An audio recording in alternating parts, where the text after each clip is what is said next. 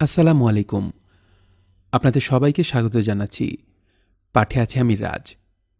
আজ পড়ছি বিভূতিভূষণ বন্দ্যোপাধ্যায়ের উপন্যাস দৃষ্টিপ্রদীপ এর ৩য় পর্ব। ৩ বছর আগেকার কথা এসব। তারপর থেকে এ বাড়িতেই আছি। জ্যাঠামশাইরা প্রথমে রাজি হননি। দাদা ষষ্ঠীতলায় বটগাছের নিচে মুদিখানার দোকান করেছিল। সামান্য পুঁজি, ২৫ চিনি, ৫ ডাল, ৫ আটা, ৫ পোয়া ঝাল মশলা। এই নিয়ে দোকান কতদিন চলে? দাদা ছেলে মানুষ, তাছাড়া ঘোরপ্যাচ কিছু বোঝে না। একদিক থেকে সব ধারে বিক্রি করছে। যে ধারে নিয়েছে সে আর ফিরে দোকানের পথ মারায়নি। দোকান উঠে যাওয়ার পরে দাদা চাকরির চেষ্টায় বেরুল। সে তার ছোট মাথায় আমাদের সংসারের সমস্ত ভাবনা ভার তুলে নিয়ে বাবার প্রতিনিধি রূপে আমাদের খাওয়া পরানোর দুশ্চিন্তায় রাতে ঘুমোতো না। সারাদিন চাকরি খুঁজে বেড়াত। নরসির কারখানায় একটা ৬০ টাকা মাইনের চাকরিও পেল, কিন্তু বেশি দিন রইল না। মাস ২ পরে তারা বললে ব্যবসার অবস্থা খারাপ, এখন লোক দরকার নেই। সুতরাং জ্যাঠামশাইদের সংসারে মাথা গুজে থাকা ছাড়া আমাদের উপায় বা কী? নিতান্ত লোকে কি বলবে এই ভেবে এরা রাজি হয়েছেন। কিন্তু এখানে আমাদের খাপ খায় না। এখানে মাত্র যে শুধু এই বাড়িতে তা নয়, এ দেশটার সঙ্গে খাপ খায় না। বাংলাদেশ আমাদের কারো ভালো লাগে না। আমার না, দাদার না, সীতার না, মায়েরও না। না দেশটা দেখতে ভালো, না এখানকার লোকেরা ভালো। আমাদের চোখে এদেশ বড় নিচু, আঁটাসাঁটা, ছোট বলে মনে হয়। যেদিকেই চাই চোখ বেঁধে যায়, হয় ঘরবাড়িতে, না হয় বাঁশবনে আমবনে। কোথাও উঁচু নিচু নেই, একঘেয়ে সমতল ভূমি। গাছপালারও বৈচিত্র্য নেই। আমাদের এই গায়ের যত গাছপালা আছে তার বেশিরভাগ এক ধরনের ছোট ছোট গাছ। এর নাম বললে আশাওড়া। তাদের পাতা এত ধুলো যে সবুজ রং দিনরাত চাপা পড়ে থাকে। এখানে সব যেন দিনহীন, সব যেন ছোট মাপকাঠির মাপে গড়া। আমাদের দিক থেকে তো গেল এই ব্যাপার। ওদের দিক থেকে ওরা আমাদের পর করে রেখেছেন এই ৩-৪ বছর ধরেই। ওদের আপনার দলের লোক বলে ওরা আমাদের ভাবেন না। আমরা খ্রিস্টান, আচার জানি নে, হিঁদুয়ানি জানি নে, জঙ্গলি জানোয়ারের সামিল, গারো পাহাড়ি অসভ্য মানুষের সামিল।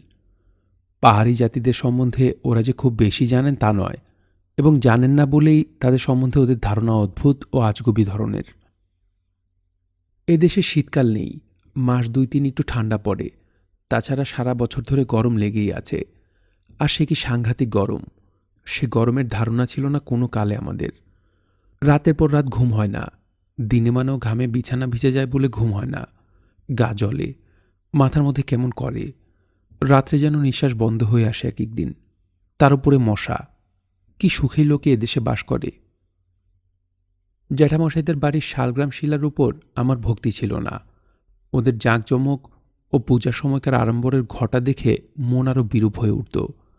আগেই বলেছি, আমার মনে হতো ওদের ওই পূজা অর্চনার ঘটার মূলে রয়েছে বৈষয়িক উন্নতির জন্য ঠাকুরের প্রতি কৃতজ্ঞতা দেখানো, ও ভবিষ্যতে যাতে আরও টাকা কড়ি বাড়ে সে উদ্দেশ্যে ঠাকুরের কাছে প্রার্থনা জানানো। তাকে প্রশ্ন রাখলেই এদের আয় বাড়বে, দেশে খ্যাতি বাড়বে। আমার জ্যাঠাইমাকে সবাই বলবে ভালো, সংসারের লক্ষ্মী, ভাগ্যবতী। তার পয়েতে এসব হচ্ছে। সবাই খোশামত করবে, মন জগিয়ে চলবে। পাশাপাশি অমনি আমার মায়ের ছবি মনে আসে। মা কোন গুণে জ্যাঠাইমার চেয়ে কম? মাকে চা বাগানে দেখেছি কল্যাণী মূর্তিতে লোকজনকে খাওয়ানো মাখানো, কুলিদের ছেলেমেয়েদের পুঁতির মালা কিনে দেওয়া, আদর যত্ন করা, আমাদের একটু অসুখে রাত জেগে বিছানায় বসে থাকা। কাছাকাছি কোনো চা বাগানের বাঙালি বাবু সোনাদায় নেমে যখন বাগানে যেত আমাদের বাসায় না খেয়ে যাবার উপায় ছিল না। আর সেই মা এখানে এদের সংসারে দাসী, পরনে ছেঁড়া ময়লা কাপড়। কাজ করতে পারলে সুখ্যাতি নেই, না পারলে বকুনি আছে, গালাগাল আছে। সবাই হেনস্থা করে, কারো কাছে এতটুকু মান নেই। মাথা তুলে বেড়াবার মুখ নেই। কেন? ঠাকুরকে ঘুষ দিতে পারেন না বলে? আমার মনে হতো জ্যাঠাইমাদের শালগ্রাম শিলা এই ষড়যন্ত্রের মধ্যে আছেন। তিনি ষোড়শোপচারে পুজো পেয়ে জ্যাঠাইমাকে বড় করে দিয়েছেন। অন্য সকলের উপর জ্যাঠাইমা যে অত্যাচার অবিচার করছেন তা চেয়েও দেখছেন না ঠাকুর। একদিন সন্ধ্যাবেলা ঠাকুর ঘরে আরতি শুরু হয়েছে। নরু, সীতা, সেজ কাকার ছেলে পুলিন আর আমি দেখতে গেছি। পুরোতো ঠাকুর ওদের সবারই হাতে একটা করে রূপো বাঁধানো চামর দিলেন। আরতির সময় তারা চামর দুলুতে লাগল। আমারও সীতার হাতে দিলে না। সীতা চাইতে গেল, তাও দিলে না। একটু পরে ধূপধুনোর ধোঁয়ায় ও সুগন্ধে দালান ভরে গিয়েছে। বুলো ফেনি কাসর বাজাচ্ছে। পুরোতো ঠাকুরের ছোট ভাই রামঘড়ি পিটছে। পুরোতো ঠাকুর তন্ময় হয়ে পঞ্চপ্রদীপে ঘিয়ের বাতি জেলে আরতি করছে। আমিও সীতা ছিটের দোলায় মোড়া ঠাকুরের আসনের দিকে চেয়ে আছি। এমন সময় আমার মনে হলো, এ দালানে শুধু আমরা এই কজন উপস্থিত নেই, আরও অনেক লোক উপস্থিত আছে। তাদের দেখা যাচ্ছে না, তারা সবাই অদৃশ্য। আমার গা ঘুরতে লাগল, আর কানের পেছনে মাথার মধ্যে একটা জায়গায় যেন কতগুলো পিঁপড়ে বাসা ভেঙে বেরিয়ে চারদিকে ছড়িয়ে গেল। আমি জানি এ আমার চেনা জানা বহু পরিচিত লক্ষণ। অদৃশ্য কিছু দেখবার আগেকার অবস্থা। চা বাগানে এরকম কতবার হয়েছে। শরীরের মধ্যে কেমন একটা অস্বস্তি হয়, সে ঠিক বলে বোঝানো যায় না। জ্বর আসবার আগে যেমন লোক বুঝতে পারে এইবার জ্বর আসবে, এও ঠিক তেমনই। আমি সীতাকে কি বলতে গেলাম, পিছু হটে গিয়ে দালানের থামে ঠেস দিয়ে দাঁড়ালাম। গা বমি বমি করে উঠলে লোকে যেমন করে সে ভাবটা কাটাবার চেষ্টা করে, আমিও সেরকম স্বাভাবিক অবস্থায় থাকবার জন্য প্রাণপণে চেষ্টা করতে লাগলাম। কিছুতেই কিছু হলো না। ধীরে ধীরে পূজার দালানের 3 ধারের দেওয়াল আমার সামনে থেকে অনেক দূরে সরে যেতে লাগল। কাঁসর ঘড়ির আওয়াজ ক্ষীণ হয়ে এলো। কতগুলো বেগুনি ও রাঙা রঙের আলোর চাকা যেন একটা আরেকটার পেছনে তাড়া করছে। সারি সারি বেগুনি ও রাঙা আলোর চাকার খুব লম্বা সারি আমার চোখের সামনে দিয়ে খেলে যাচ্ছে। তারপর আমার বাঁয়ে অনেক দূর পর্যন্ত বিস্তৃত একটা বড় নদী, ওপারে সুন্দর গাছপালা, নীল আকাশ। এপারে অনেক ঝোপ বন রঙের গাছপালা ও নদীর জলের ঢেউয়ের নানা রং। ওপারটায় লোকজনে ভরা, মেয়েও আছে, পুরুষও আছে। গাছপালার মধ্যে দিয়ে একটা মন্দিরের সরু চূড়া ঠেলে আকাশে উঠেছে। আর ফুল যে কত রঙের আর কত চমৎকার তা মুখে বলতে পারি নে। গাছের সারা গুড়ি ভরে যেন রঙিন ও উজ্জ্বল থোকা থোকা ফুল। হঠাৎ সেই নদীর একপাশে জলের ওপর ভাসমান অবস্থায় জ্যাঠামশায়ের ঠাকুর ঘরটা একটু একটু ফুটে উঠল। তার চারিদিকে নদী, কড়িকাঠের কাছে কাছে সে নদীর ধারের ডাল তার থোকা থোকা ফুলশুদ্ধ হাওয়ায় দুলছে। ওদের সেই দেশটা যেন আমাদের ঠাকুর ঘরের চারপাশ ঘিরে। মধ্যে উপরে নিচে ডাইনে বাঁয়ে আমার মন আনন্দে ভরে গেল। কান্না আসতে চাইল, কি জানি কোন ঠাকুরের উপর ভক্তিতে। আমার ঘোর কাটল একটা চেঁচামেচির শব্দে। আমার সবাই মিলে ঠেলছে। সীতা আমার ডান হাত জোর করে ধরে দাঁড়িয়ে আছে। পুরোতো ঠাকুর ও পুলিন রেগে আমায় কি বলছে। চেয়ে দেখি আমি ভোগের লুচির থালার অত্যন্ত কাছে পা দিয়ে দাঁড়িয়ে আছি। আমার কোঁচা লুটুচ্ছে উঁচু করে সাজানো ফুলকলুচির শাড়ির ওপরে। তারপর যা ঘটল, পুরোতো ঠাকুর গালে 4-5টা চর কষিয়ে দিলেন। মেজো কাকা এসে বাড়ি থেকে বেরিয়ে যেতে বললেন। জ্যাঠাইমা এসে নুরু পুলিনদের উপর আগুন হয়ে বলতে লাগলেন, সবাই জানে আমি পাগল, আমার মাথার রোগ আছে, আমায় তারা কেন ঠাকুর দালানে নিয়ে গিয়েছিল আরতির সময়। মেজো কাকার মারের ভয়ে অন্ধকার রাত্রে জ্যাঠামশাইদের খিড়কি পুকুরের মাদার তলায় একা এসে দাঁড়ালাম। সীতা গোলমালে টের পাইনি আমি কোথায় গিয়েছি। আমার গা কাঁপছিল ভয়ে। এ আমার কি হলো? আমার এমন হয় কেন? এ কি খুব শক্ত ব্যারাম? ঠাকুরের ভোগ আমি তো ইচ্ছে করে ছুঁইনি, তবে ওরা বুঝলে না কেন? এখন আমি কি করি? আমি হিন্দু দেবদেবী জানতাম না, সে শিক্ষা আজন্ম আমাদের কেউ দেয়নি। কিন্তু মিশনারি ম্যামদের কাছে জ্ঞান হওয়া পর্যন্ত যা শিখে এসেছি, সেই শিক্ষা অনুসারে মাদার গাছের গুড়ির কাছে মাটির উপর হাঁটু গেড়ে হাত জোর করে মনে মনে বললাম, হে সদাপ্রভু, তুমি জানো আমি নির্দোষ, আমি ইচ্ছে করে করিনি কিছু। তুমি আমার এই রোগ সারিয়ে দাও, আমার যেন এরকম আর কখনো না হয়। তোমার জয় হোক, তোমার রাজত্ব আসুক, আমেন। সকালে স্নান করে এসে দেখি সীতা আমাদের ঘরের বারান্দাতে এক কোণে খুঁটি হেলান দিয়ে বসে কি পড়ছে। আমি কাছে গিয়ে বললাম, দেখি কি পড়ছে সীতা। সীতা এমন একমনে বই পড়ছে যে বই থেকে চোখ না তুলেই বললে, ও পাড়ার বৌদিদির কাছ থেকে এনেছি, প্রফুল্লবালা। ঘোড়াটা একটু পড়ে দেখো, কেমন চমৎকার বই দাদা। আমি বইখানা হাতে নিয়ে দেখলাম, নামটা প্রফুল্লবালা বটে। আমি বই পড়তে ভালোবাসি নে। বইখানা ওর হাতে ফেরত দিয়ে বললাম, তুই এত বাজে বই পড়তে পারিস? সীতা বললে, বাজে বই নয় দাদা, পড়ে দেখো এখন। জমিদারের ছেলে সতীশের সঙ্গে এক গরিব ভট্টাচার্যের বামুনের মেয়ে প্রফুল্লবালার দেখা হয়েছে, ওদের বোধ করি বিয়ে হবে। সীতা দেখতে ভালো বটে, কিন্তু যেমন সাধারণত ভাইয়েরা বোনেদের চেয়ে দেখতে ভালো হয়, আমাদের বেলাতেও তাই হয়েছে। আমাদের মধ্যে দাদা সকলের চেয়ে সুন্দর, যেমন রং তেমনই চোখ মুখ, তেমনই চুল। তারপর সীতা, তারপর আমি। দাদা যে সুন্দর একথা শত্রুতেও স্বীকার করে। সে আগে থেকে ভালো চোখ, ভালো মুখ, ভালো রং দখল করে বসেছে। আমারও সীতার জন্য বিশেষ কিছু রাখেনি। তা হলেও সীতা দেখতে ভালো। তাছাড়া আবার শৌখিন, সর্বদা ঘষে মেজে খোপাটি বেঁধে টিপটি পরে বেড়ানো তার স্বভাব। কথা বলতে বলতে 10 বার খোপায় হাত দিয়ে দেখবে খোপা ঠিক আছে কিনা। এ নিয়ে এ বাড়িতে তাকে কথা কম সহ্য করতে হয়নি।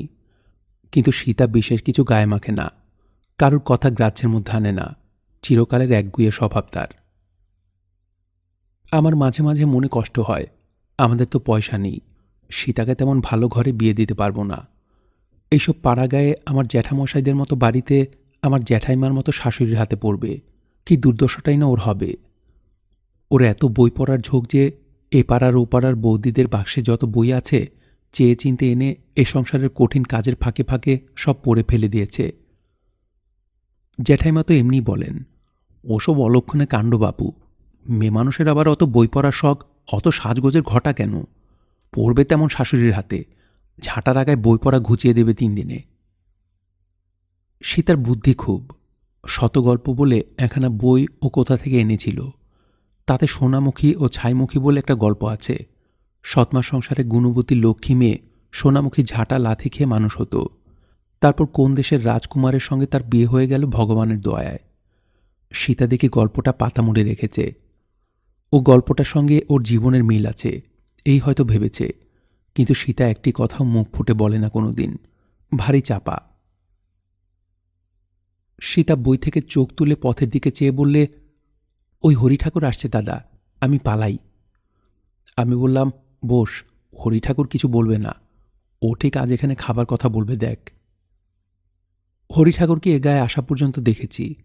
রোগে কালো চেহারা, খোঁচা খোঁচা একমুখ কাঁচা পাকা দাড়ি, পরনে থাকে আধময়লা থান, খালি পা, কাঁধে ময়লা চাদর, তার উপরে একখানা ময়লা গামছা ফেলা।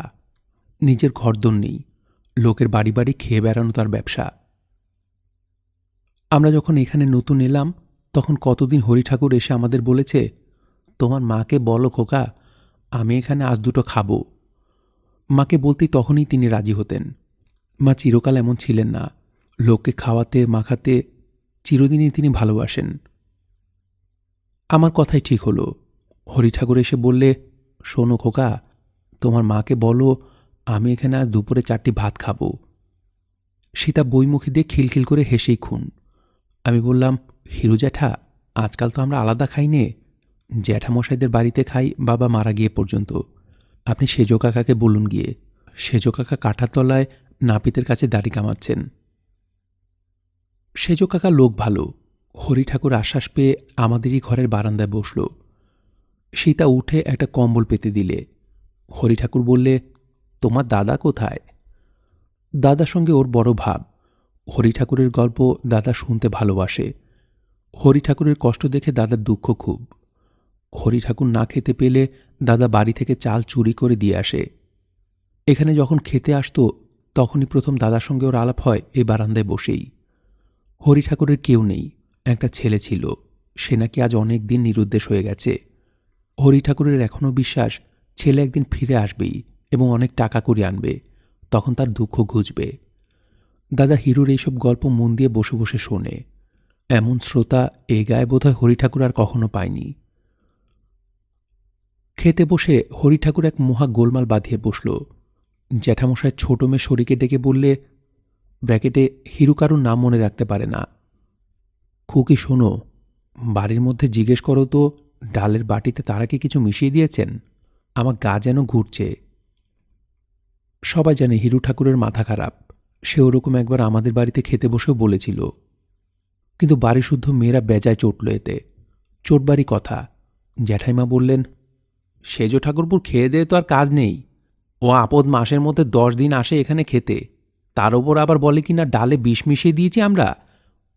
মরণ, মুড়ুই পোড়া বামুন, তোকে বিষ খাইয়ে মেরে কি তোর লাখ টাকার তাল্লুক হাত করব? আজ থেকে বলে দাও সেজ ঠাকুরপো, এবারের দোর বন্ধ হয়ে গেল। কোনোদিন সদরের চৌকাট মারালে ঝাঁটা মেরে তাড়াবো। হিরু তখন খাওয়া শেষ করেছিল। জ্যাঠাইমার গালাগালি শুনে মুখানা কাচুমাচু করে উঠে গেল। দাদা এ সময় বাড়ি ছিল না। আমাদের মুখে এরপর শুনে বললে, আহা, ও পাগল, ছেলে শোকে পাগল হয়েছে। ও কি বলে না বলে তা কি ধরতে আছে? ছি, খাবার সময় জ্যাঠাইমার গালমন্দ করা ভালো হয়নি। আহা। সীতা বললে, গালাগাল দেওয়া ভালো হয়নি কেন? খুব ভালো হয়েছে। খামোখা বলবে যে বিষ মিশিয়ে দিয়েছে, লোকে কি মনে করবে? দাদা আর কিছু বলল না, চুপ করে রইল। সে কারোর সঙ্গে তর্ক করতে পারে না, সীতার সঙ্গে তো নয়। একবার কেবল আমায় জিজ্ঞেস করলে, হিরু জ্যাঠা কোন দিকে গেল রে জিতু? আমি বললাম, আমি জানি নে। এর মাস 2-3 পরে মাঘ মাসের শেষ বিকেলবেলা আমাদের ঘরের সামনে একটুখানি পরন্ত রোদে পিঠ দিয়ে স্কুলের অঙ্ক কষছি। এমন সময় দেখি হিরু ঠাকুরকে সন্তর্পণে আস্তে আস্তে ধরে নিয়ে আসছে দাদা। হিরু ঠাকুরের চেহারা শীর্ণ, মাথার চুল আরও উস্কো খুস্কো, মুখ প্যাঙাস। জ্বরে যেমনই কাঁপছে তেমনই কাশছে। শুনলাম আজ নাকি 4-5 দিন অসুখ অবস্থায় আমাদেরই পাড়ায় ভট্টাচার্যদের পুজোর দালানে শুয়েছিল। অসুখে কাশ থুতু ফেলে ঘর অপরিষ্কার করে দেখে তারা এই অবস্থায় বলেছে সেখানে জায়গা হবে না। হিরু ঠাকুর চলতে পারে না, যেমন দুর্বল তেমনি জ্বর, আর সে কি ভয়ানক কাশি। কোথায় যায়? তাই দাদা তাকে নিয়ে এসেছে জ্যাঠামশাইদের বাড়ি। ভয়ে আমার প্রাণ উড়ে গেল। দাদার কি এতটুকু বুদ্ধি দেননি ভগবান? এটা কি নিজেদের বাড়ি যে এখানে যা খুশি করা চলবে? কোন ভরসায় দাদা ওকে এখানে নিয়ে এলো দেখো তো। যা ভয় করেছি তাই হলো। হিরুকে অসুখ গায়ে হাত ধরে বাড়িতে এনেছে দাদা। একথা বিদ্যুৎ বেগে বাড়ির মধ্যে প্রচার হয়ে যেতেই আমার খুড়তুতো জ্যাঠতুতো ভাই বোনেরা সব মজা দেখতে বাইরের উঠোনে ছুটে এলো। সেজ কাকা এসে বললেন, না না, এখানে কে নিয়ে এলো ওকে? এখানে জায়গা কোথায় যে রাখা হবে? কিন্তু ততক্ষণে জ্যাঠামশাইদের চণ্ডী মণ্ডপের দাওয়ায় হিরু শুয়ে ধুঁকছে। দাদা চণ্ডী মণ্ডপের পুরনো সবটা তাকে পেতে দিয়েছে। তখনই একটা অবস্থার রোগীকে কোথাও বা সরানো যায়? বাধ্য হয়ে তখনকার মতো জায়গা দিতেই হলো। কিন্তু এর জন্যে কি অপমানটাই না সহ্য করতে হলো দাদাকে। এই জন্যে বলছি, দিনটা কখনো ভুলব না। দাদাকে আমরা সবাই ভালোবাসি, আমি সীতা দুজনেই। আমরা জানি সে বোকা, তার বুদ্ধি নেই। সে এখনও আমাদের চেয়ে ছেলে মানুষ, সংসারের ভালো মন্দ সে কিছু বোঝে না। তাকে বাঁচিয়ে আড়াল করে বেরিয়ে আমরা চলি। দাদাকে কেউ একটু বকলে আমরা সহ্য করতে পারি নে। আর সেই দাদাকে বাড়ির মধ্যে ডেকে নিয়ে গিয়ে প্রথমে সেজ কাকা আথালি পাথালি চড়চাপড় মারলেন। বললেন, বুড়ো ধারি কোথাকার, ওই হাঁপকাশের রোগী বাড়ি নিয়ে এলে তুমি কার হুকুমে? তোমার বাবার বাড়ি এটা? এতটুকু জ্ঞান হয়নি তোমার? সাহসও তো বলিহারি। জিজ্ঞেস না বাদ না কাউকে একটা কঠিন রোগী বাড়ি নিয়ে এসে তুললে কোন সাহসে? নবাব হয়েছ না ঢিঙ্গি হয়েছ? না তোমার চা বাগান পেয়েছ? এর চেয়ে বেশি কষ্ট হলো যখন জ্যাঠাইমা অনেক গালিগালাজের পর রোয়াকে দাঁড়িয়ে হুকুম জারি করলেন, যাও, রোগী ছুঁয়ে ঘরে দৌড়ে উঠতে পাবে না। পুকুর থেকে গায়ের ও কোটশুদ্ধ ডুব দিয়ে এসো গিয়ে। মাঘ মাসের শীতের সন্ধ্যা আর সেই কনকনে ঠান্ডা পুকুরের জল, তার উপর চা বাগানের আমলেই ওই ছেঁড়া গরম কোটটা ছাড়া দাদার গায়ে দেবার আর কিছু নেই। দাদা গায়ে দিবে কি নিয়ে উঠে? সীতা ছুটে গিয়ে শুকনো কাপড় নিয়ে এসে পুকুরের ধারে দাঁড়িয়ে রইল। মাও এসে দাঁড়িয়েছিলেন। তিনি ভালো মানুষ, দাদাকে একটা কথাও বললেন না। কেবল ঠকঠক করে কাঁপতে কাঁপতে জল থেকে সে যখন উঠে এলো তখন নিজের হাতে গামছা দিয়ে তার মাথা মুছিয়ে দিলেন। সীতা শুকনো কাপড় এগিয়ে দিলে আমি গায়ের কোটটা খুলে পড়তে দিলাম। রাত্রে মা সাবু করে দিলেন আমাদের ঘরের উনুনে। দাদা গিয়ে হিরু ঠাকুরকে খাইয়ে এলো। সকালবেলা সেজ কাকাও জ্যাঠামশাই দত্তদের কাঁঠাল বাগানের ধারে পোড়ো জমিতে বাড়ির কৃষাণকে দিয়ে খেজুর পাতার একটা কুড়ে বাঁধালেন এবং লোকজন ডাকিয়ে হিরুকে ধরাধরি করে সেখানে নিয়ে গেলেন। দাদা চুপি চুপি এক বাটি সাবু মার কাছ থেকে করে নিয়ে দিয়ে এলো। দিন দুই এ অবস্থা কাটল। মুখের বাড়ির বড় মেয়ে নলিনীদি রাত্রে এক বাটি বার্লি দিয়ে আসত, আর সকালবেলা যাবার সময় বাটিটা ফিরিয়ে নিয়ে যেত। একদিন রাতে দাদা বললে, চল জিতু, আজ হিরু জ্যাঠার ওখানে রাতে থাকবি। রামগতি কাকা দেখে বলেছে অবস্থা খারাপ, চল আগুন জ্বালাবো এখন, বড্ড শীত, নইলে। রাত 10টার পর আমি ও দাদা দুজন গেলাম। আমরা যাওয়ার পর নলিনীদি সাবু নিয়ে এলো। বললে, কিরকম আছে রে হিরু কাকা? তারপর সে চলে গেল। নারকলের মালা 2-3টে শিওরের কাছে পাতা, তাতে কাশথুতু ফেলেছে রুগী। আমার গা কেমন বমি বমি করতে লাগলো। আর কি কনকনে ঠান্ডা! খেজুরের পাতা ঝাঁপে কি মাঘ মাসের শীত আটকায়? দত্তদের কাঁঠাল বাগান থেকে শুকনো কাঁঠাল পাতা নিয়ে এসে দাদা আগুন জ্বালালে। একটু পরে দুজনেই ঘুমিয়ে পড়লাম। কত রাত্রে জানি না, আমার মনে হলো হিরো জ্যাঠা আমার সামনে দাঁড়িয়ে আছে। হিরো জ্যাঠা আর কাশছে না, তার রোগ যেন সেরে গিয়েছে। আমার দিকে চেয়ে হেসে বললে, জিতু, আমি বাঁশ বেড়ে যাচ্ছি গঙ্গা নাইতে, আমায় বড় কষ্ট দিয়েছে হরিবল্লভ। ব্র্যাকেটে আমার জ্যাঠামশাই। আমি বলে যাচ্ছি, নির্বংশ হবে, নির্বংশ হবে। তোমরা বাড়ি গিয়ে সৌগে যাও। আমার গা শিউরে উঠল। এত স্পষ্ট হিরু জ্যাঠাকে দেখলাম যে বুঝে উঠতে পারলাম না প্রত্যক্ষ দেখছি না স্বপ্ন দেখছি।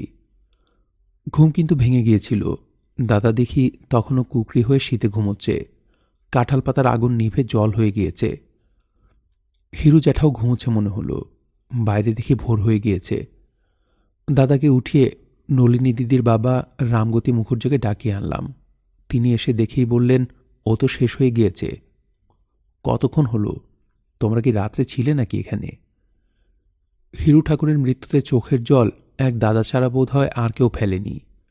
অনেকদিন পরে শুনেছিলাম হিরু ঠাকুর পৈতৃক কি জমি জমা ও 2খানা আম কাঁঠালের বাগান বন্ধক রেখে জ্যাঠামশাইয়ের কাছ থেকে কিছু টাকা ধার করে, এবং শেষ পর্যন্ত হিরু ঠাকুর সে টাকা শোধ না করার দরুন জ্যাঠামশাই নালিশ করে নিলামে সব বন্ধকি বিষয় নিজেই কিনে রাখেন।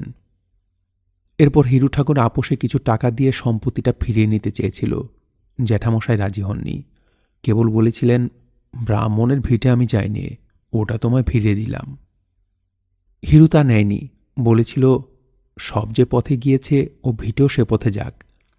এর কিছুকাল পরেই তার মাথা খারাপ হয়ে যায়। বিষয় বাড়বার সঙ্গে সঙ্গে জ্যাঠামশাইদের দান ধ্যান ধর্মানুষ্ঠানও বেড়ে চলেছিল। প্রতি পূর্ণিমায় তাঁদের ঘরে সত্যনারায়ণের পূজা হয় যে তা নয় শুধু। একটি গরিব ছাত্রকে জ্যাঠাইমা বছরে 1টি টাকা দিতেন বই কেনবার জন্যে। শ্রাবণ মাসে তাদের আবাদ থেকে নৌকা আসে নানান জিনিসপত্র বোঝাই হয়ে। বছরের ধান, জলাভরা কই মাছ, বাজার ভরা হাঁসের ডিম, তিল, আখের গুড়, আরও অনেক জিনিস। প্রতি বছরই সেই নৌকায় 2টি-1টি হরিণ আসে। ধনধান্যপূর্ণ ডিঙা নিরাপদে দেশে পৌঁছেছে এবং তার জিনিসপত্র নির্বিঘ্নে ভাড়ার ঘরে উঠল, এই আনন্দে তারা প্রতিবার শ্রাবণ মাসে পাঠা বলি দিয়ে মনসা পূজা করতেন ও গ্রামের ব্রাহ্মণ খাওয়াতেন। বৈশাখ মাসে গৃহদেবতা গোপীনাথজিও পুজোর পালা পড়ল ওদের। জ্যাঠামশাই গর্দের জোর পড়ে লোকজন ও ছেলেমেয়েদের সঙ্গে নিয়ে কাঁসার ঘণ্টা ঢাকঢোল বাজিয়ে ঠাকুর নিয়ে এলেন ওপাড়ার গাতিদের বাড়ি থেকে। জ্যাঠাইমা খুড়িমারা বাড়ির দোরে দাঁড়িয়েছিলেন। প্রকাণ্ড পেতলের সিংহাসনে বসানো শালগ্রাম বয়ে আনছিলেন জ্যাঠামশাই নিজে। তিনি বাড়ি ঢুকবার সময় জ্যাঠাইমা জলের ঝাড়া দিতে দিতে ঠাকুর অভ্যর্থনা করে নিয়ে গেলেন। মেয়েরা শাক বাঁচাতে লাগলেন, উলু দিলেন। আমি, সীতা ও দাদা আমাদের ঘরের বারান্দা থেকে দেখছিলাম। অত্যন্ত কৌতূহল হলেও কাছে যেতে সাহস হলো না। মাকে মেমে পড়াতো, সে কথা ওদের কানে যাওয়া থেকে মানুষের ধারা থেকে আমরা নেমে গিয়েছি ওদের চোখে। আমরা খ্রিস্টান, আমরা নাস্তিক, পাহাড়ি জানোয়ার, ঘরদোরে ঢুকবার যোগ্য নই। বৈশাখ মাসের প্রতিদিন কত কি খাবার তৈরি হতে লাগলো ঠাকুরের ভোগের জন্যে। ওরা পাড়ার ব্রাহ্মণদের নিমন্ত্রণ করে প্রায়ই খাওয়াতেন। রাত্রে শীতলের লুচি ও ফল মিষ্টান্ন পাড়ার ছেলেমেয়েদের ডেকে দিতে দেখেছি। তবু সীতার হাতে একখানা চন্দ্রপুলি ভেঙে আধখানিও কোনোদিন দেননি। জ্যাঠাইমা এ সংসারের কর্ত্রী, কারণ জ্যাঠামশাই রোজগার করেন বেশি। ফর্সা মোটাসোটা একগা গহনা অলঙ্কারে পরিপূর্ণ। এই হলেন জ্যাঠাইমা। এ বাড়িতে নববধূ রূপে তিনি আসবার পর থেকেই সংসারের অবস্থা ফিরে যায়। তার আগে এদের অবস্থা খুব ভালো ছিল না, তাই তিনি নিজেকে ভাবেন ভাগ্যবতী। এ বাড়িতে তার উপর কথা বলবার ক্ষমতা নেই কারো। তার বিনা হুকুমে কোনো কাজ হয় না। এই জ্যৈষ্ঠ মাসে এত আম বাড়িতে, বৌদিন নিয়ে খাবার ক্ষমতা নেই। যখন বলবেন খাওগে, তখন খেতে পাবে। জ্যাঠামশাইয়ের বড় ও মেজ ছেলে শীতলদা ও সলিলদার বিয়ে হয়েছে। যদিও তাদের বয়স খুব বেশি নয় এবং তাদের বউদের বয়স আরও কম। 2 ছেলের এই 2 বউ ও বাড়িতে গলগ্রহ হয়ে আছে এক ভাগ্নে বউ তার ছেলে মেয়ে নিয়ে, আর আমার মা আমাদের নিয়ে। এছাড়া ভুবনের মা আছে, কাকিমারা আছেন। এর মধ্যে এক ছোট কাকিমা বাদে আর সব জ্যাঠাইমার সেবাদাসী। ছোট কাকিমা বাদে এই জন্যে যে তিনি বড় মানুষের মেয়ে, তার উপর জ্যাঠাইমার প্রভুত্ব বেশি খাটে না। প্রতিদিন খাওয়ার সময় কি নির্লজ্জ কাণ্ডটাই হয়। রোজ রোজ দেখে সয়ে গিয়েছে যদিও, তবু এখনও চোখে কেমন ঠেকে। রান্নাঘরে একসঙ্গে ভাগ্নে, জামাই, ছেলেরা খেতে বসে। ছেলেদের পাতে, জামাইয়ের পাতে বড় বড় জামবাটির ঘন দুধ, ভাগ্নেদের পাতে হাতা করে দুধ। মেয়েদের খাবার সময় সীতা, ভাগ্নে বউ এরা সবাই কালাইয়ের ডাল মেখে ভাত খেয়ে উঠে গেল। নিজেদের দল 2 বউ, মেয়ে নলিনীদি নিজের জন্যে বাটিতে বাটিতে দুধ, আম, বাতাসা। নলিনীদি আবার মধু দিয়ে আমদুধ খেতে ভালোবাসে, মধুর অভাব নেই। জ্যাঠামশাই প্রতি বছর আবাদ থেকে ছোট জালার 1 জালা মধু নিয়ে আসেন। নলিনীদি দুধ দিয়ে ভাত মেখেই বলবে, মা আমায় একটু মধু দিতে বলো না সুদূর মাকে।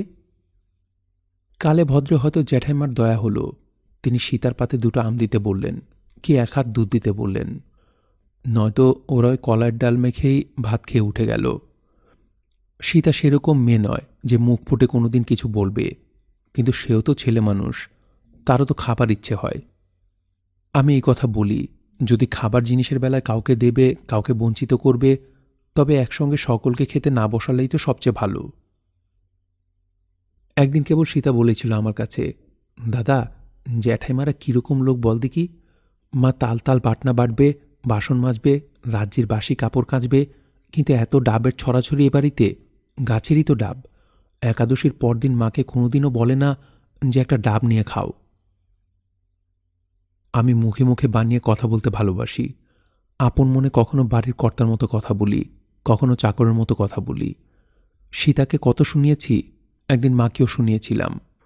একদিন ওপাড়ার মুখুর্জে বাড়ির বীরুর মা, কাকিমা, দিদি এরা সব ধরে পড়ল আমাকে বানিয়ে বানিয়ে কিছু বলতে হবে। ওদের রান্নাবাড়ির উঠোনে মেয়েরা সব রান্নাঘরের দাওয়ায় বসে। আমি দাঁড়িয়ে দাঁড়িয়ে খানিকটা ভাবলাম কি বলবো। সেখানে একটা বাঁশের ঘেরা পাঁচিলের গায়ে ঠেসানো ছিল। সেইটার দিকে চেয়ে আমার মাথায় বুদ্ধি এসে গেল, ওই বাঁশের ঘেরাটা হবে যেন আমার স্ত্রী। আমি যেন চাকরি করে বাড়ি আসছি, হাতে অনেক জিনিসপত্র, ঘরে যেন সবে ঢুকেছি। এমন ভাব করে বললাম, ওগো কই, কোথায় গেলে? ফুলকপিগুলো নামিয়ে নাও না, ছেলেটার জ্বর আজ কেমন আছে? মেয়েরা সব হেসে ওর গায়ে গড়িয়ে পড়ল। আমার উৎসাহ গেল আরও বেড়ে। আমি বিরক্তির সুরে বললাম, আহ, ওই তো তোমার দোষ। কুইনিন দেওয়া আজ খুব উচিত ছিল, তোমার দোষেই ওর অসুখ যাচ্ছে না। খেতে দিয়েছ কি? আমার স্ত্রী অপ্রতিভ হয়ে খুব নরম সুরে কি একটা জবাব দিতে রাগ পড়ে গেল আমার। বললাম, ওই পুটলিটা খোলো, তোমার 1 জোড়া কাপড় আছে আর একটা তরল আলতা। মেয়েরা আবার খিলখিল করে হেসে উঠল। বীরুর ছোট বৌদিদি মুখে কাপড় গুজে হাসতে লাগল। আমি বললাম, ইয়ে করো, আগে হাত পা ধোয়ার জল দিয়ে একটু চায়ের জল চড়াও দেখি। সেই কখন ট্রেনে উঠেছি, ঝাঁকুনির চোটে আর এই 2 কোষ হেঁটে খিদে পেয়ে গিয়েছে, আর সেই সঙ্গে একটু হালুয়া, কাগজের ঠোঙা খুলে দেখো কিশমিশ এনেছি কিনে, বেশ ভালো কাবুলি। বীরুর কাকিমা তো ডাক ছেড়ে হেসে উঠলেন। বীরুর মা বললেন, ছোড়া পাগল, কেমন সব বলছে দেখ, মা গো মা, উহ, আর হেসে পারিনে। বীরুর ছোট বৌদিদির দম বন্ধ হয়ে যাবে বোধহয় হাসতে হাসতে।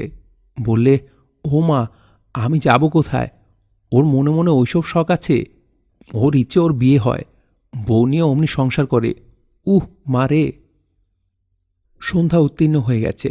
আমি রান্নাঘরে বসে স্ত্রীর সঙ্গে গল্প করছি। রান্না এখনও শেষ হয়নি। আমি বললাম, চিংড়ি মাছটা কেমন দেখলে? খুব পচেনি তো? কালিয়াটা ঝাল একটু বেশি করে দিও। বীরুর কাকিমা বললেন, হ্যাঁ রে, তুই কি কেবল খাওয়া দাওয়ার কথা বলবি বউয়ের সঙ্গে? কিন্তু আর কী ধরনের কথা বলবো খুঁজে পাইনি। ভাবলাম খানিকক্ষণ আর কি কথা বলা উচিত। আমি এই ধরনের কথা সকলকে বলতে শুনেছি স্ত্রীর কাছে। ভেবে ভেবে বললাম, খুকির জন্য জামাটা আনবো, কালোর গায়ের মাপ দিও তো, আর জিজ্ঞেস করো কী রঙ ওর পছন্দ। না না, এখন আর ঘুম ভাঙিয়ে জিজ্ঞেস করবার দরকার নেই, ছেলে মানুষ ঘুমোচ্ছে, থাক, কাল সকালেই। খুব গম্ভীর মুখে কথা বলতেই মেয়েরা আবার হেসে উঠল দেখে আমি ভারী খুশি হয়ে উঠলাম। আরও বাহাদুরি নেবার ইচ্ছায় উৎসাহের সুরে বললাম, আমি নেপালি নাচ জানি, চা বাগানে থাকতে আমি দেখে দেখে শিখেছি। মেয়েরা সবাই বলে উঠল, তাও জানিস নাকি?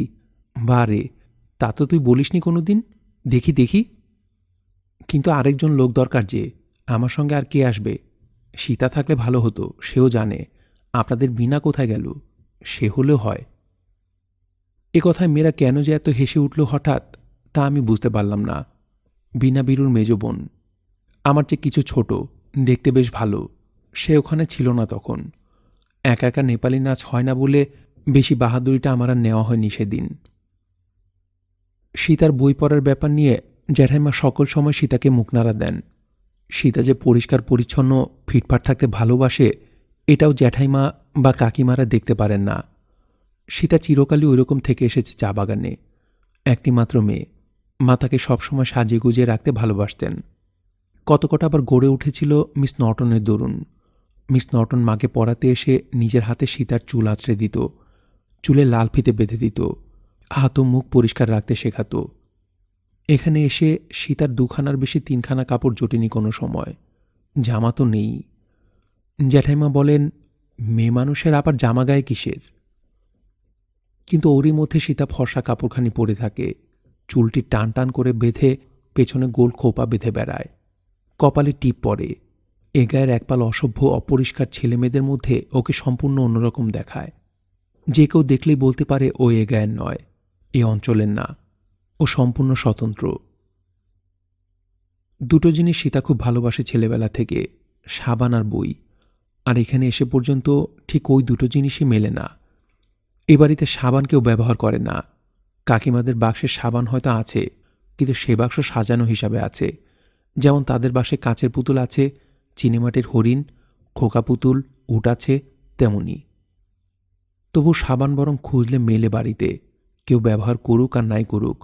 বই খুঁজলেও মেলে না, দুখানা বই ছাড়া, নতুন পাঁজি আর সত্যনারায়ণের পুঁথি।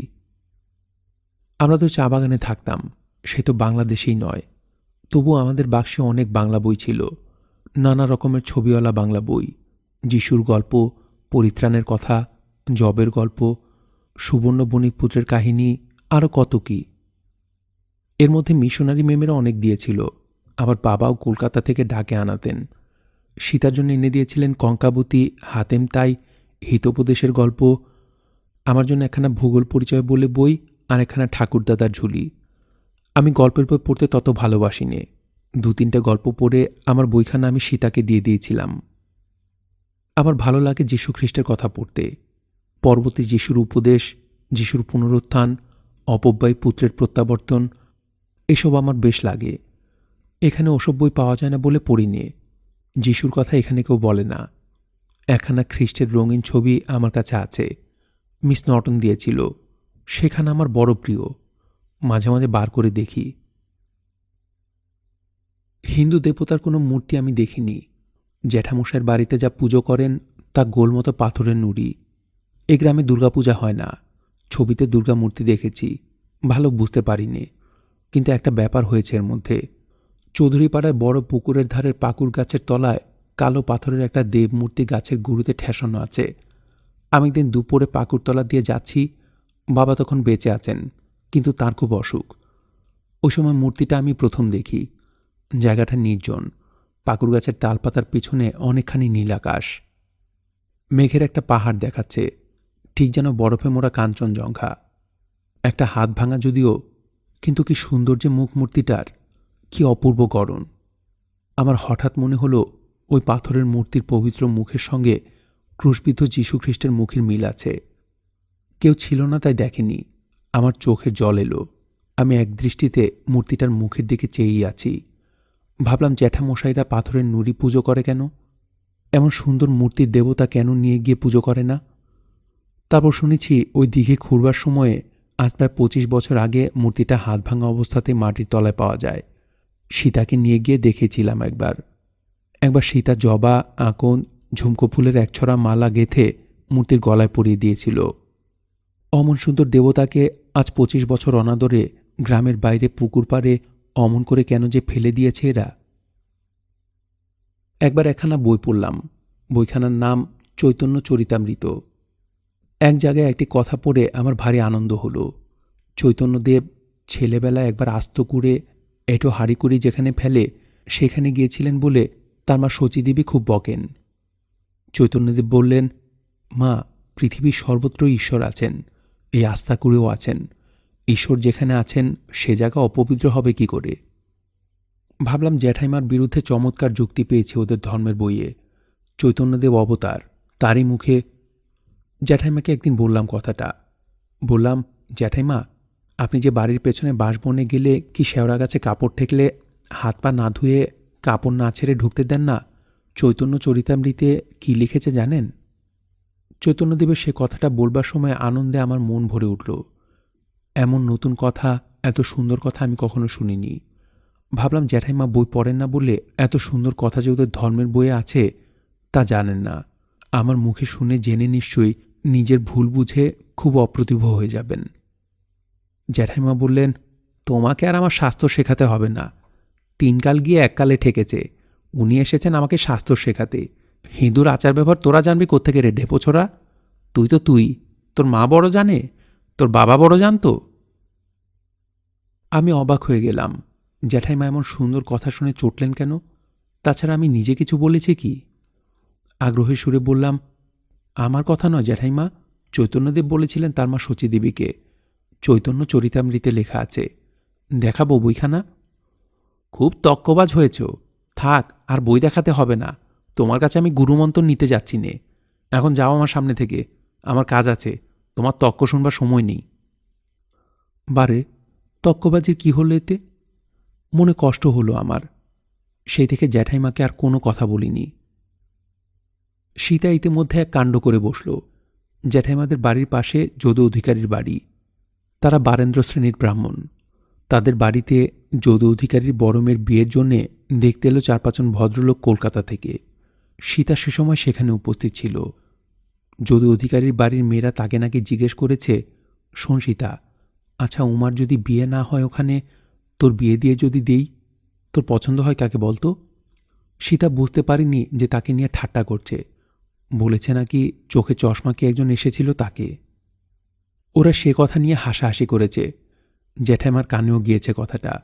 জ্যাঠাইমা ও সেজ কাকিমা মিলে সীতাকে বেহায়া, বোকা, বদমাস, জ্যাঠামে যা তা বলে গালাগালি আরম্ভ করলেন। আরও এমন কথা সব বললেন যা ওদের মুখ দিয়ে বেরুলো কী করে আমি বুঝতে পারিনি।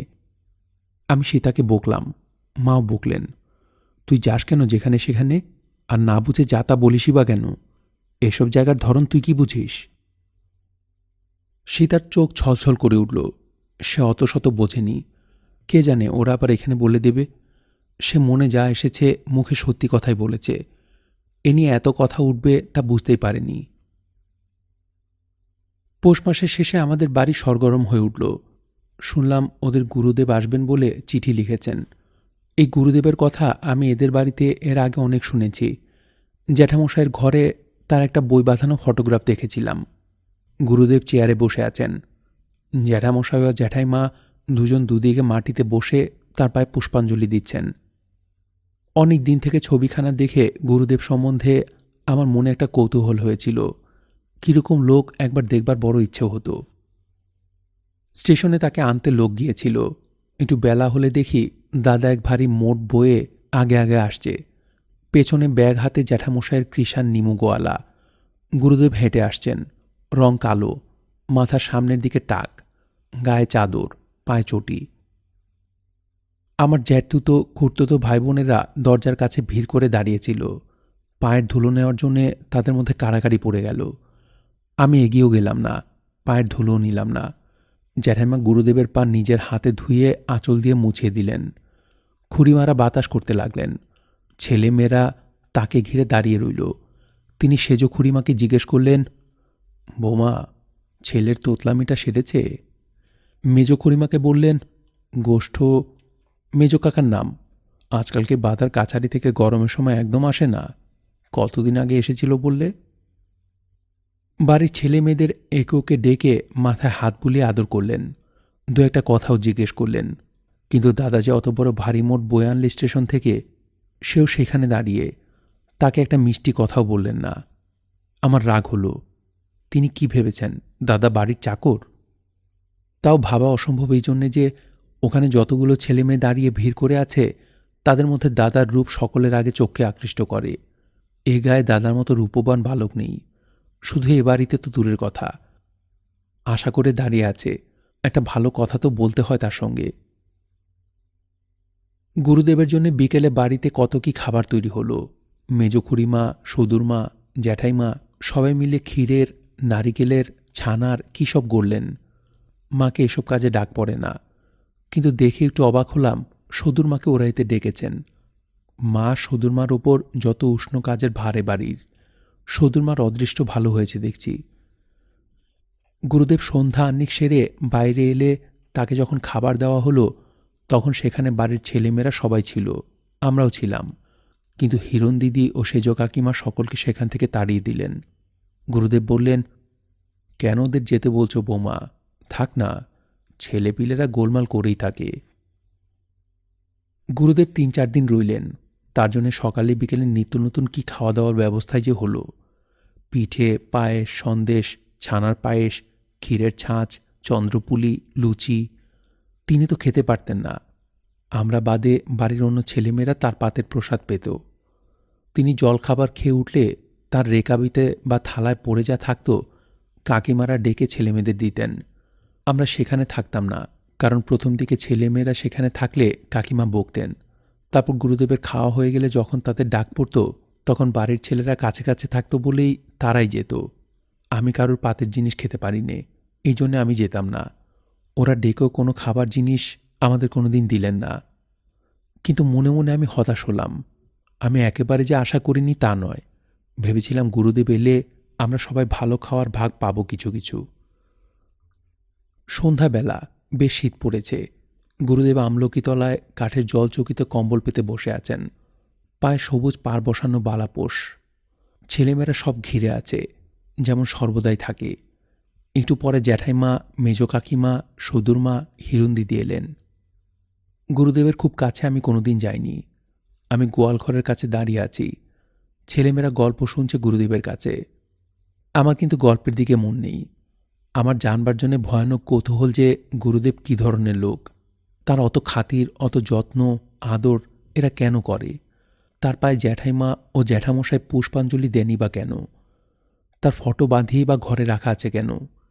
এসবের দরুন গুরুদেব সম্বন্ধে আমার মনে এমন একটা অদ্ভুত আগ্রহ ও কৌতূহল জন্মে গিয়েছে যে তিনি যেখানেই থাকুন আমি কাছে কাছে আছি সর্বদাই, অথচ খুব নিকটে যাইনি। গুরুদেব মুখে মুখে ধর্মের কথা বলতে লাগলেন। আমি আরেকটু এগিয়ে গেলাম ভালো করে শুনবার জন্যে। এসব কথা শুনতে আমার বড় ভালো লাগে। একবার কি একটা যোগ উপস্থিত, গঙ্গা স্নানে মহাপুণ্য, সকল পাপ ক্ষয় হয়ে যাবে, স্নান করলেই মুক্তি। পার্বতী শিবকে বললেন, আচ্ছা প্রভু, আজই যে লক্ষ লক্ষ লোক কাশীতে স্নান করবে সকলেই মুক্তি পাবে? শিব বললেন, তা নয় পার্বতী, চলো তোমায় দেখাবো। দুজনে কাশীতে এলেন মণিকণিকার ঘাটে। শিব বৃদ্ধ ব্রাহ্মণের সব সেজে ঘাটের ধারে পড়ে রইলেন। পার্বতী তার স্ত্রী সেজে পাশে বসে কাঁদতে লাগলেন। যারা এলো তাদের বললেন, আমার বৃদ্ধ স্বামী মারা গিয়েছেন, এর সৎকার করার জন্য ব্যবস্থা আপনারা করুন। কিন্তু একটা মুশকিল আছে, সব যিনি স্পর্শ করবেন তা সম্পূর্ণ নিষ্পাপ হওয়া চাই, নইলে সব স্পর্শেই মৃত্যু ঘটবে।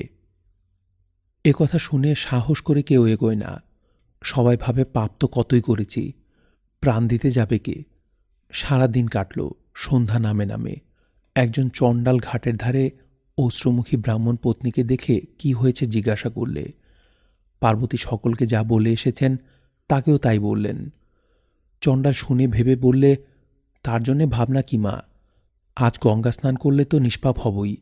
এত বড় যোগ যখন, এ জন্ম তো দূরের কথা, শতজন্মের পাপ ক্ষয় হয়ে যাবে পাঁচিতে লিখেছে। তা দাঁড়ান, আমি ডুবটা দিয়ে আসি। এবং একটু পরেই ডুব দিয়ে উঠে এসে বললে, মা ধরুন ওদিক, আমি পায়ের দিকটা ধরছি, চলুন নিয়ে যাই। শিব নিজ মূর্তি ধারণ করে চণ্ডালকে বর দিলেন। পার্বতীকে বললেন, পার্বতী দেখলে, এই লক্ষ লক্ষ লোকের মধ্যে এই লোকটি মাত্র আজকের যোগের ফল লাভ করবে। মুক্তি যদি কেউ পায় এই চণ্ডালই পাবে। গল্পটা আমার ভারী ভালো লাগলো। সেই দিনকার চৈতন্য চরিতামৃতে পড়া সেই কথাটা মনে পড়ল। জ্যাঠাইমাকে বলেছিলাম, জ্যাঠাইমা বিশ্বাস করেননি। ওদের শাস্ত্রের কথাতেই ওর বিশ্বাস নেই, অথচ মুখে হিদুয়ানি তো খুব দেখান। আর আমাকে, মাকে, সীতাকে, দাদাকে বলেন খ্রিস্টান। আজকার গুরুদেবের এই গল্পটা কি জ্যাঠাইমা কাকিমারা বুঝতে পারলেন? চণ্ডালের ওপর আমার ভক্তি হলো। আমি যেন মনে মনে কাশী চলে গিয়েছি। আমি যেন মণিকর্ণিকার ঘাটে বৃদ্ধ ব্রাহ্মণবেশী শিব ও ক্রন্দনরতা পার্বতীকে প্রত্যক্ষ করেছি।